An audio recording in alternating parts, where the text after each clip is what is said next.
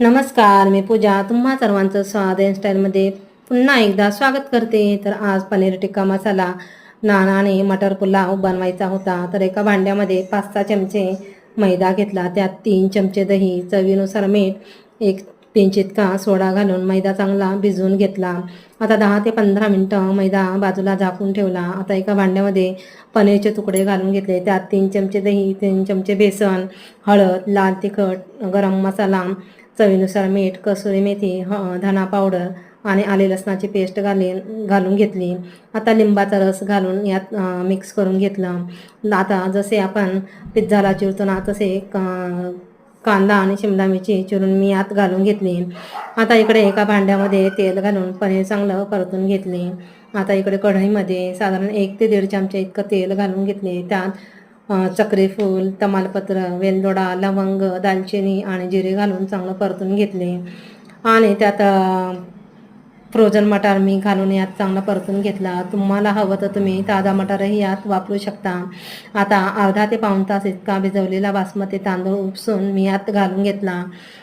त्यानंतर बटाट्याच्या फोडी घालायचे विसरले, तेही मी यात घालून घेतल्या. चवीनुसार मीठ, लिंबाचा रस आणि बारीक चिरलेली कोथिंबीर घालून 10 ते 15 मिनटं पुलाव चांगला शिजवून घेतला.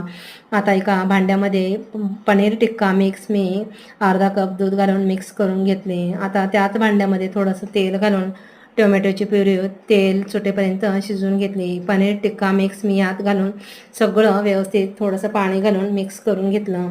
आता ते परतलेलं पनीर होतं ना तेही यात मी घालून पनीर टिक्का मसाला तयार करून घेतला. चवीनुसार मीठ घालून 2 मिनटं पनीर टिक्का मसाला शिजवून घेतला. आता इकडे नानही तयार करून घेऊया. तरी ते उभ्या आकाराचे ओव्हल शेपमध्ये मी नान तयार करून घेतले. थोडंसं पाणी लावून तव्याला घालून घेतला. त्यात बारीक चिरलेली कोथिंबीर नानला लावून नान असे गॅसवरती भाजून घेतले. असे टम्म असे फुगलेले नान तयार होते. तुम्हीसुद्धा असे नान नक्की करून बघा. तयार होते आपली ही पनीर टिक्का मसाला सोबत नान आणि साधा मटर पुलाव. तुम्हाला ही रेसिपी आवडली तर लाईक करा, शेअर करा, सबस्क्राईब करायला विसरू नका. पुन्हा भेटूया पुढच्या व्हिडिओमध्ये. तोपर्यंत धन्यवाद आणि कमेंटमध्ये नक्की सांगा कशी झाली रेसिपी.